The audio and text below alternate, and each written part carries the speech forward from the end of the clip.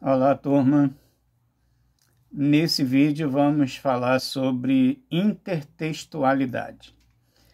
Inter, né, é aquilo que transita entre algo, entre coisas diferentes, lugares diferentes, no nosso caso, textos diferentes. Então, intertexto é quando um texto faz referência a outro. É quando um texto dialoga com outro texto.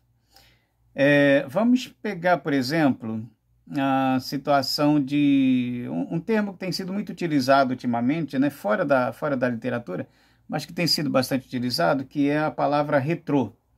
Então, essa palavrinha retrô, que tem o sentido de alguma coisa repaginada, ela propõe assim, uma volta no tempo, né? Então, aquilo que é retrô, que é a repaginação de alguma coisa, era uma coisa antiga, mas que agora voltou a ter uma certa importância. A vitrola, por exemplo, né, que toca vinil, disco de vinil, é um elemento retrô, né, porque se tornou ultrapassado, foi eliminado, substituído, né, por outras tecnologias e agora retorna, né? Então, assim, você tem um diálogo, né, a modernidade dialogando com a antiguidade. Quando a gente faz referência, a gente cita, a gente resgata trechos da Bíblia, do Alcorão, né, de outros livros considerados sagrados por grupos religiosos, né, nós estamos fazendo um intertexto, né, porque estamos cruzando informações de épocas diferentes, de livros diferentes. Bom, a intertextualidade pode acontecer de várias formas, tá, em diferentes situações. Vamos listar 4 delas, ou 5. Então, o primeiro caso de intertextualidade é a citação. Citação é quando você, no seu texto, você faz uma citação direta de outro texto. Então, vamos pegar, por exemplo, o caso da Canção do Exílio, do poeta lá do romantismo, Gonçalves Dias. Minha terra tem palmeiras, onde cantam o sabiá, as aves que aqui gorjeiam, não gorjeiam, como lá, e segue o texto. Aí, o nosso hino nacional, esse texto, né, do Gonçalves Dias, é dos anos 1830 e alguma coisa. E o hino nacional, que é feito décadas depois, ele vai trazer um pedacinho desse texto. Nossos bosques têm mais vida, nossas vidas têm mais flores, né? Esse trecho que aparece no hino nacional é uma citação dessa Canção do Exílio. Então você tem aí um intertexto, ou um exemplo de intertextualidade. Ou seja, no hino nacional há uma referência a um texto do Gonçalves Dias de décadas atrás, tá? Exemplo de citação. Você está fazendo um texto e no teu texto, seja uma redação, seja um poema, você quer citar um trecho de uma canção do Renato Russo. E aí você coloca lá um pedacinho, entre aspas, evidentemente, né, para destacar que aquele trecho não é seu. Aí você tem um intertexto por citação. Segundo caso, a paráfrase. A paráfrase, ela é uma imitação, mas ela é uma imitação assumida, tá? Não confunda com plágio. Plágio é uma imitação, é uma cópia mal intencionada.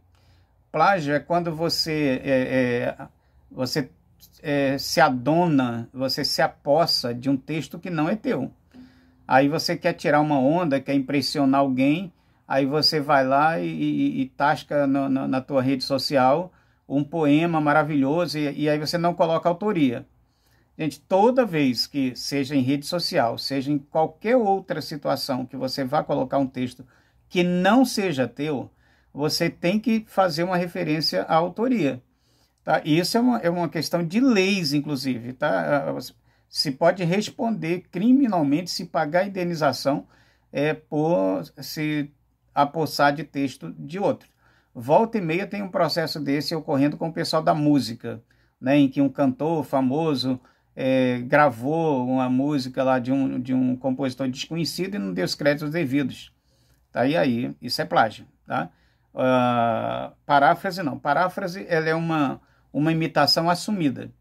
Por exemplo, o nosso Casimiro de Abreu, né, o poeta Casimiro de Abreu, que viveu apenas 20 anos, e que o pai nem queria que ele fosse poeta, foi uma luta a vida dele para ele conseguir ser poeta, também só teve tempo de escrever um livro chamado As Primaveras, que inclusive é o livro que dá nome à praça aqui de Barra de São João e Casimiro de Abreu, né, As Primaveras, que é o único livro do Casimiro.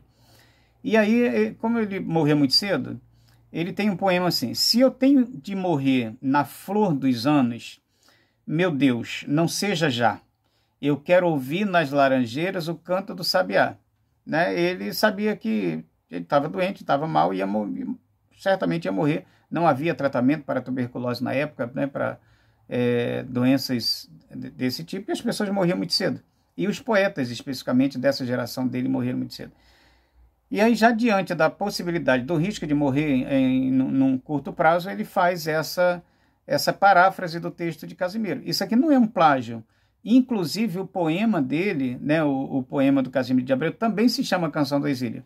Ou seja, ele faz consciente de que ele está fazendo. Né? Ele não quer plagiar ou dizer que o texto lá do Gonçalves Dias é dele. Ele quer apenas fazer uma imitação dele, assumida, né? Que tem a mesma situação. O Gonçalves Dias, quando escreve, ele está em Paris e ele quer voltar para o Brasil antes de morrer. Então, as aves que aqui gorjeiam são as aves lá de Paris, da França. E não gorjeiam como as de lá é aqui no Brasil, e ele quer voltar para cá. O Casimiro, ele quer ter tempo, pelo menos, de ver, né, mais uma vez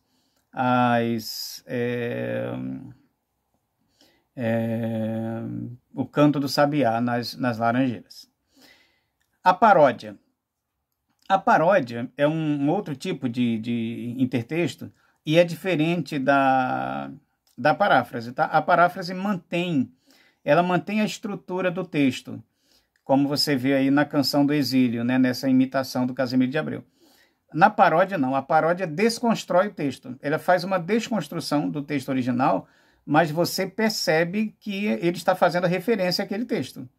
Tá? Então, é uma desconstrução proposital. Normalmente tem por finalidade brincar, fazer humor, né? Fazer alguma crítica, coisas desse tipo. Por exemplo, tem um cara, eu não vou lembrar o nome dele agora,